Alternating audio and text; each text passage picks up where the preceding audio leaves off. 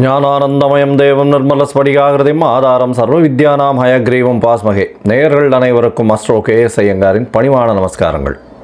மாத பலன் குரோதி வருஷம் மாசி மாதம், அதாவது 13/2/2025 14/3/2025 வரலும் உண்டான காலகட்டத்தில் மேஷம் முதல் மீனம் வரை என்னென்ன பலன்கள் அப்படின்றத இந்த குரோதி வருஷம் மாசி மாதம் பார்க்கலாம்.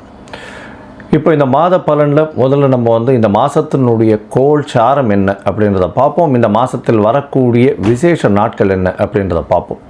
அதற்கு பிறகு மாதத்தினுடைய ஒரு ராசிக்கான பலன் என்னன்றதை பார்க்கலாம். இந்த மாதத்தினுடைய கோள் சாரம் அப்படின்னு எடுத்தோமேயானால், ரிஷபராசியில் குரு வக்ர நிவர்த்தி ஆகிடுறார். இந்த மாதம் அதாவது தை 29ஆம் தேதி வக்ர நிவர்த்தி ஆகிடுறார். அதுவும் தனியாக ஒரு வீடியோ போட்டிருக்கேன், பாருங்கள். 29ஆம் தேதி தை மாதம் வக்ர நிவர்த்தி ஆனதுனால குரு 2ஆம் இடத்துல இருக்கார், அதாவது ரிஷபத்தில். மிதுனத்தில் செவ்வாய் வக்ரம், கன்னியில் கேது, கும்பத்தில் சனி, சூரியன் மற்றும் புதன், மீனத்தில் சுக்கிரனும் ராகுவும். இந்த மாதத்தில் பார்த்தாலேயானால் மாற்றங்கள் என்னென்ன வருது அப்படின்னு பார்க்கும்பொழுது, செவ்வாய் வக்ர நிவர்த்தி அடைகிறார். எப்போ அப்படின்னா, இந்த மாதம் பிறந்து ஒரு 10 நாள்லேயே, அதாவது 21/2/2025 அன்றைக்கே செவ்வாய் வக்ர நிவர்த்தி. ஆனால் மிதுனத்தில் இருக்கார். இதை தவிர பார்த்தாலேயானால் புதன் இந்த மாதம் கும்பத்திலிருந்து மீனத்துக்கு போகிறார். அது 26/2/2025 அன்றைக்கி. அதற்கு பிறகு பார்த்தாலேயானால் 4/3/2025 அன்றைக்கி சுக்கிரன் வக்ரகதி அடைகிறார் மீனத்திலேயே.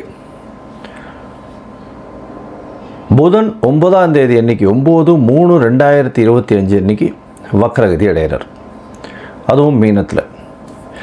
இப்போது இந்த மாதத்தினுடைய கோள்சாரம் இது. பொதுவாகவே நம்ம மாத கிரகங்கள்னு சொல்லக்கூடியது சூரியன், செவ்வாய், புதன் மற்றும் சுக்கிரன், இந்த 4 கிரகங்களுடைய மாற்றத்தை வச்சு பேசுவோம்.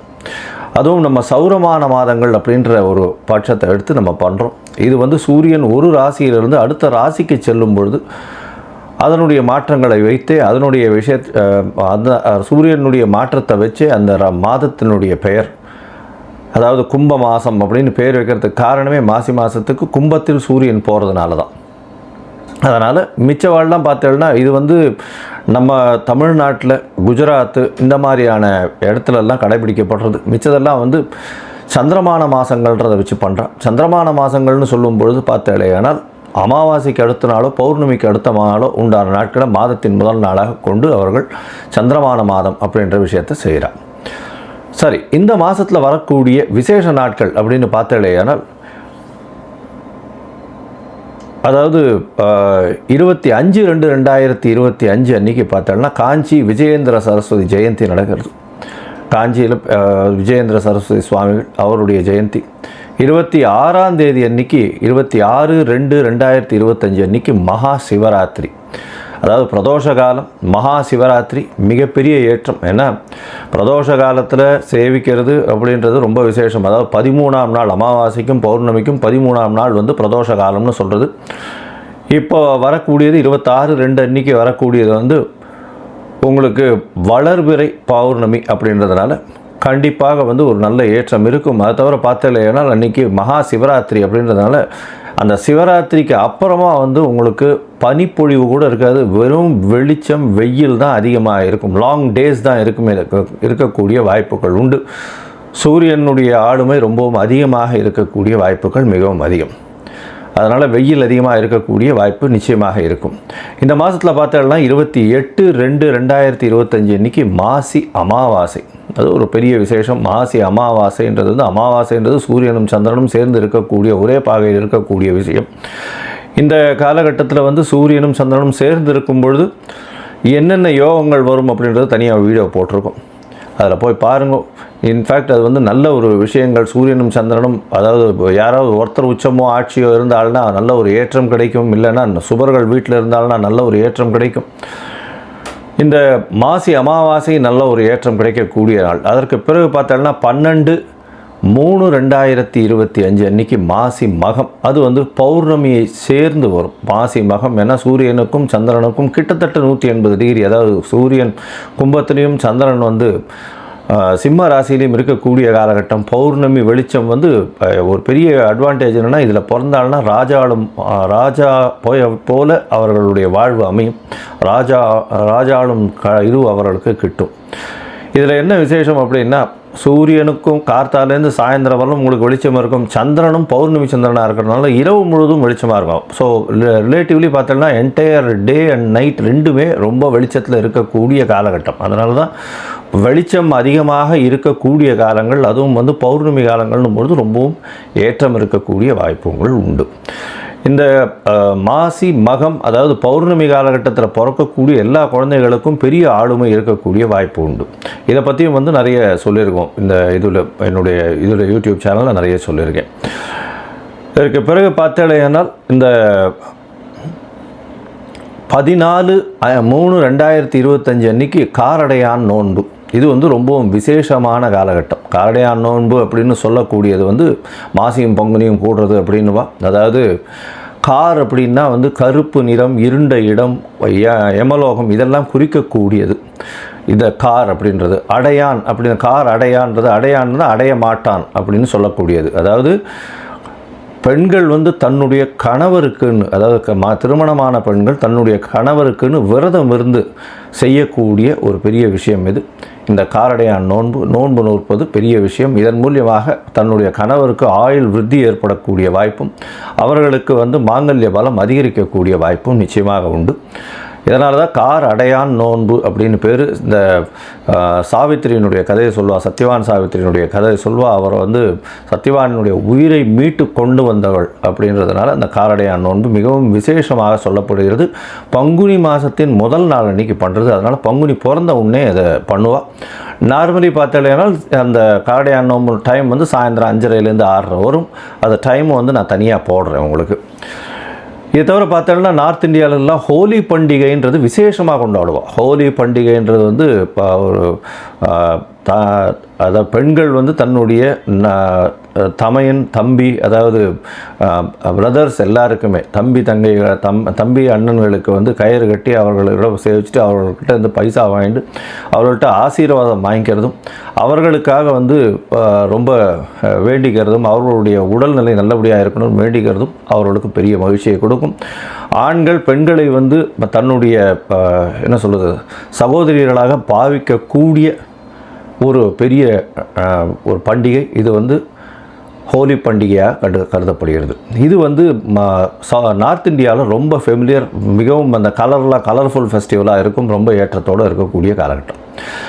சரி, இந்த மாதம் மேஷம் முதல் மீனம் வரை எப்படி இருக்குது மாசி மாதம் அப்படின்றத பார்ப்போம். அதற்கு முன்னாடி என்னுடைய மொபைல் நம்பர் கீழே ஸ்டாலிங்கில் போயிட்டுருக்கோம். உங்களுக்கு அஸ்ட்ராலாஜிக்கல் கன்சல்ட் தேவைப்பட்டதுன்னா நீங்கள் எனக்கு ஃபோன் பண்ணுங்க. உங்களுடைய date, time, place of birth, உங்களுடைய பெயர், தாய் தந்தையர் பெயர் எனக்கு அனுப்புங்க.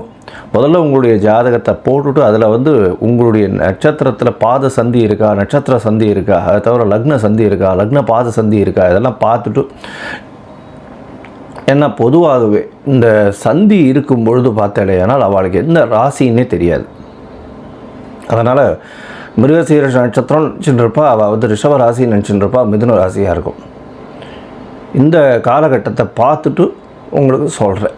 எனக்கு வரக்கூடிய ஜாதகத்தில் பார்த்தா பாதி பேருக்கு அவள் வந்து மிருகசீரிஷம் 1ஆம் பாதம் 2ஆம் பாதம் அப்படின்னு நினச்சிட்டு இருப்பாள். ஆனால் அவள் வந்து பார்த்தாள்னா 3-4 பாதத்தில் இருப்பாள். அதனால் வந்து ரிஷபராசின்னு நினச்சிட்டு இருப்பாள், மிதுன ராசியாக இருக்கும். அதே மாதிரி துலா ராசின்னு நினச்சிட்டு இருப்பாள், அவள் விருச்சிக ராசியாக இருக்கும். அந்த மாதிரி வந்து பாத சந்திகள் வந்ததே ஆனால் அவர்கள் எந்த ராசியில் இருக்கான்னு தெரியாமையே அவள் வந்து கோவிலில் போய் அர்ச்சனை பண்ணிட்டு இருப்பாள். 40 வயசு 50 வயசு இந்த மாதிரி இருந்துட்டு இருப்பாள்.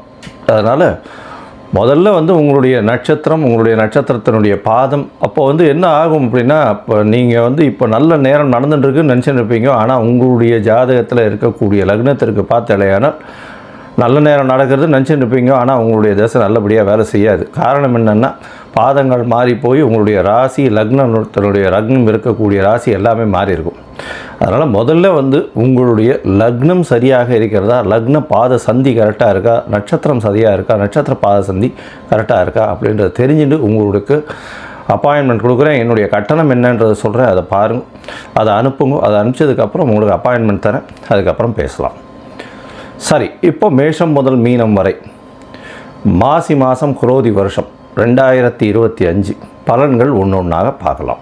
மகரம், உத்திராடம், திருவோணம், அவிட்டம், இந்த 3 நட்சத்திரம் 9 பாதங்களை கொண்ட ராசி. ராசியின் அதிபதினு சொல்லக்கூடியவர் சனி. ராசிக்கு 2ஆம் இடத்துல 7 சனி நடக்கிறது. 2ஆம் இடத்துல பாதசனி போயின்னு இருக்கு. பாதசனி இந்த மாசி மாதம் குரோதி வருஷத்தில் உங்களுக்கு பெரிய ஏற்றம் கிடைக்கும். என்ன ஏற்றம் அப்படின்னு பார்த்தேன்னா, உங்களுடைய ராசிக்கு 5ஆம் இடத்துல இருக்கக்கூடிய குரு வக்ர நிவர்த்தி அடைஞ்சுள்ளார் தை 29 தேதிக்கு மேலேயே. இதன் மூலியமாக பார்த்தலையானால் உங்களுக்கு நல்ல ஒரு ஏற்றம் இருக்கும். உடல் நிலையில் நல்ல ஏற்றம் இருக்கக்கூடிய காலகட்டம்.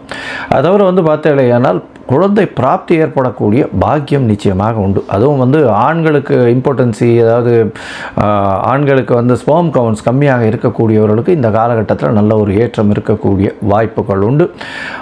மருத்துவமனையின் மூலியமாக அதை நல்லபடியாக பார்த்து பண்ணிக்கிறது நல்லது. உங்களுடைய ராசிக்கு பார்த்தீங்கன்னா 5ஆம் அதிபதினு சொல்லக்கூடிய சுக்கிரன் உங்களுடைய ராசிக்கு 3ஆம் இடத்துல உச்சம் பெற்று போகிறார். முயற்சிகள் எல்லாமே நிச்சயமாக வெற்றி பெறும். கலைத்துறையில் இருக்கிறவங்களுக்கு பெரிய ஏற்றம். அதை தவிர பார்த்தீங்கன்னா அரசியல் செல்வாக்கு நல்லபடியாக இருக்கும்.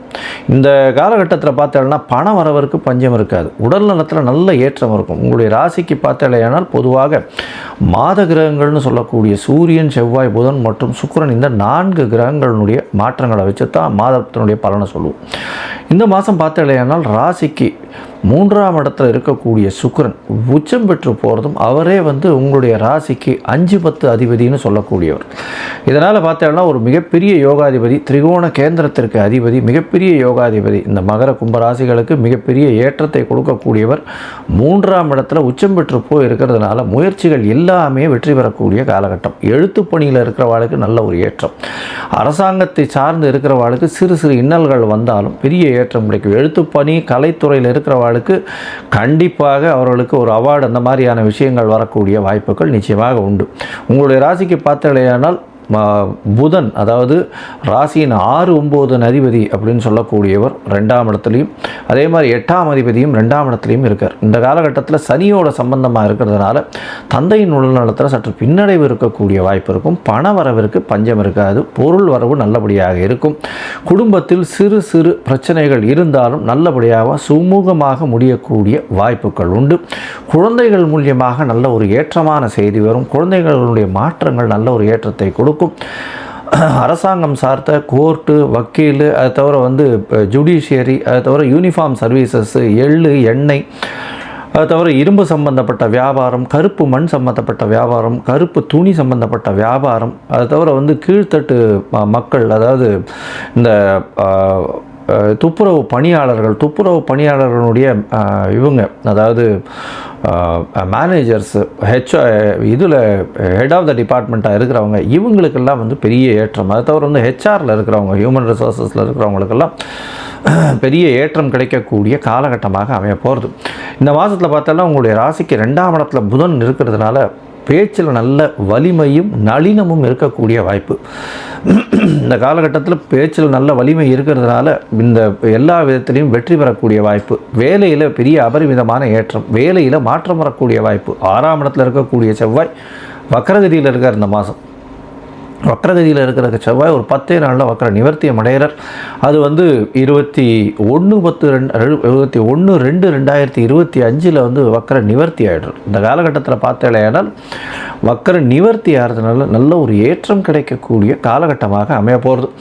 அதை தவிர பார்த்தேனால் வெற்றிகள், முயற்சிகள் எல்லாமே வெற்றி பெறும். போட்டித் தேர்வு எல்லாவற்றிலும் நிச்சயமான வெற்றி. ஏன்னா 6ஆம் இடத்துல செவ்வாய் இருக்கார், 4ஆம் அதிபதி 6ஆம் இடத்துல இருக்கிறதுனால புதிய கடன் அமையக்கூடிய வாய்ப்பு. அது தவிர புதிய வீடு மனை அமையக்கூடிய வாய்ப்பு. தாயின் உடல்நிலையில் சற்று பின்னடைவு இருக்கக்கூடிய வாய்ப்புகள் மிகவும் அதிகமாக இருக்கும். இந்த மாதத்தில் பார்த்தோன்னா உங்களுடைய ராசிக்கு 3ஆம் இடத்துல புதன் போகிறார், நீச்ச பங்கம் அடைகிறார். நீச்ச பங்கம் அடைஞ்சு ராஜயோகம் அடைகிறது பெரிய விசேஷம். இதன் மூலியமாக பார்த்தோம்னா இளைய சகோதரர்கள் மூலியமாக நல்ல ஒரு ஏற்றம் கிடைக்கக்கூடிய காலகட்டமாக அமைய போகிறது. வெளியூர் வெளிமாநிலம் சென்று வரக்கூடிய வாய்ப்பு. எழுத்து பணிகளில் இருக்கிறவங்களுக்கு நல்ல ஒரு ஏற்றம் கிடைக்கக்கூடிய காலகட்டமாக அமைய போகிறது. இந்த மாதத்தில் உங்களுடைய முயற்சிகள் எல்லாமே வெற்றி பெறும். இருந்தாலும் சில நாட்கள் உங்களுடைய முயற்சிகளை தள்ளி வைப்பது நல்லது. இந்த மாதத்தில் சந்திராஷ்டம நாட்கள்னு சொல்லக்கூடிய சந்திரன் உங்களுடைய ராசிக்கு சப்தமாதிபதி, அவர் மறைந்திருக்கக்கூடிய காலகட்டத்தில், அவரே வந்து மதிகாரகன், அவர் மறைந்திருக்கக்கூடிய காலகட்டத்தில் சந்திராஷ்டம நாட்கள் தவறான முடிவுகள் எடுக்கக்கூடும். அதனால் கொஞ்சம் பொறுமையாக இருக்கிறது நல்லது. இந்த காலகட்டத்தில் புதிய முயற்சி வேண்டாம், வெளியூர் வெளிமாநில பிரயாணம் வேண்டாம்னு சொல்கிறோம். இந்த மாதம் வந்து சந்திராஷ்டம நாட்கள் அப்படின்னு பார்த்தாலேனால் உங்களுக்கு வந்து பிப்ரவரி மாதம் வந்து 13/2 15/2/2025 வரலும், மார்ச் மாதத்தில் பார்த்தேன்னா 11/3/2025 14/3/2025 வரலும் சந்திராஷ்டம நாட்கள் இருக்குது.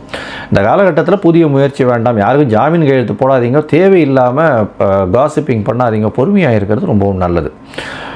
இந்த மாதத்தில் நீங்கள் வந்து சரபேஸ்வரரை போய் வழிபட்டு வாங்க. சரபேஸ்வரர் அப்படின்றவர் வந்து இந்த நரசிம்மர் அந்த இது அதாவது பிரகலாத சரித்திரத்தில் நரசிம்மர் வரும்பொழுது அந்த அசுரனை அழிச்சிட்டு அந்த கோபத்தோடையே இருக்கக்கூடிய காலகட்டத்தில், அந்த காலகட்டத்தில் வந்தவர் வந்து சரபேஸ்வரர்.